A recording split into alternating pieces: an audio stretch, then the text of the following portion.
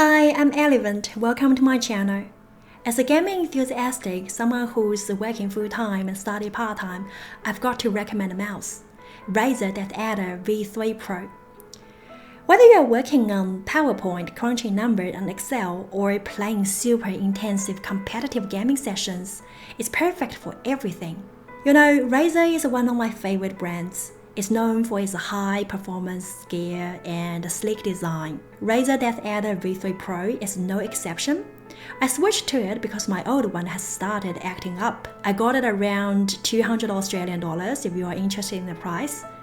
This video will be about me sharing unboxing, first impressions, and my reviews on this product. So, let's get started. Like most Razer products, the mouse arrived in a black-themed cardboard box with an image of the product in front. Flip it over and you've got the Razer logo, product name, and a few key features laid out. Honestly, unboxing Razer stuff is always a vibe. They just know how to make the whole experience so satisfying. Okay, open the box, and inside the box, you've got the V3 Pro itself and a wireless USB dongle, a dongle adapter, a Type-A to C SpeedFlex cable, and some grip tape. I think the grip tape feels like it's made for the white version, and since I've got the black version, I probably won't be using it.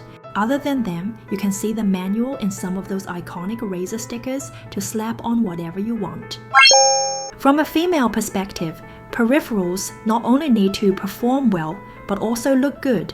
This mouse definitely made a strong impression on me with its design. At the same time, it matches my desktop setup. All black. The V3 Pro weighs just 64 grams. It may not be the lightest gaming mouse on the market, but it's definitely in the lightweight category. And you'll notice the difference as soon as you start comparing it with other mice. It's designed with right-handed users.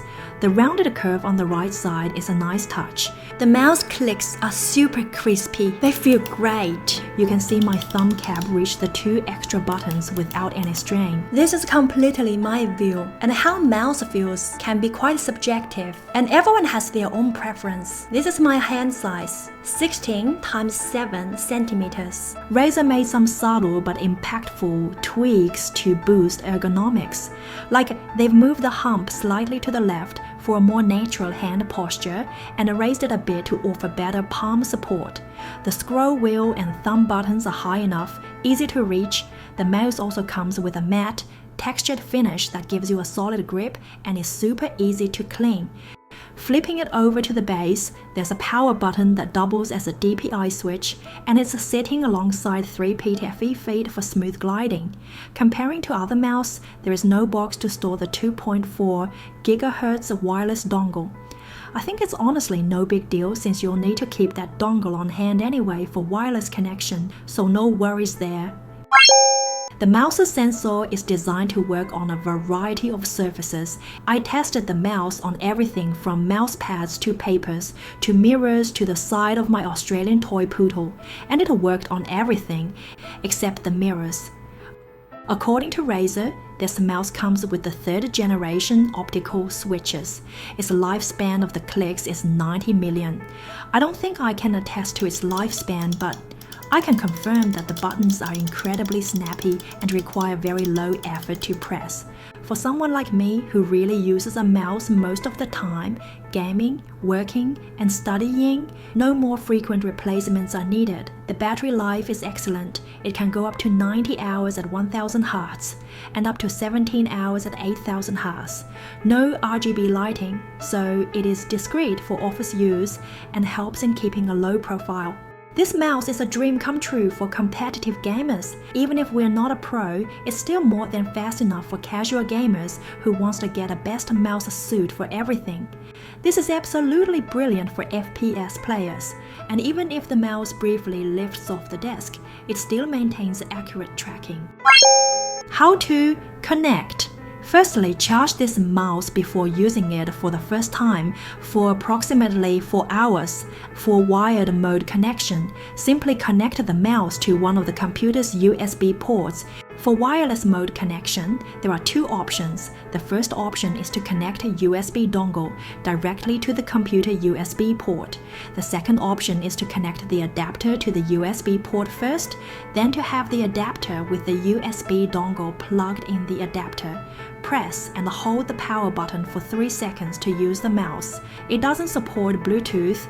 I personally prefer its wireless dongle setup as it avoids the frequent disconnection issues that can happen with Bluetooth I had before. Thanks to Razer Synapse, you could do the configuration to map the buttons. Synapse facilitates to design and store up to 5 different collections of its sensitivity settings. I can go through the whole settings with the help of a button showed you earlier, the power or DPI at the bottom of the mouse. Synapse also lets you set lower, medium fall, or even raise the lift-off distance of the mouse, depending on how the user does one carry the mouse or bring the mouse down.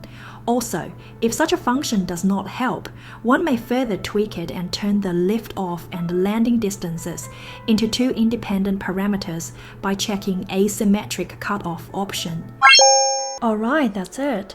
I believe I have included sufficient details that would assist you to make up your mind. I am not pro gamer. I don't need to use the high-end tech specs, but I want to expand my best gaming experience. I'm honestly impressed with the Razer DeathAdder V3 Pro. It nails both the design and the high performance, and looks great on my desk. I cannot imagine how light it is. I find it so satisfying by just clicking the buttons. It is great for anything from everyday work to intense gaming. You know, they say this mouse is only suitable for bigger hands, as my hands are small, but it's perfectly comfortable for me. If you're into gear that are both powerful and good looking, this one worth a shot. Sure, the price is up there, but think about the long-term value. It's more than just the upfront cost. I'm Ellie. Don't forget to like this video and subscribe to my channel. See ya next time.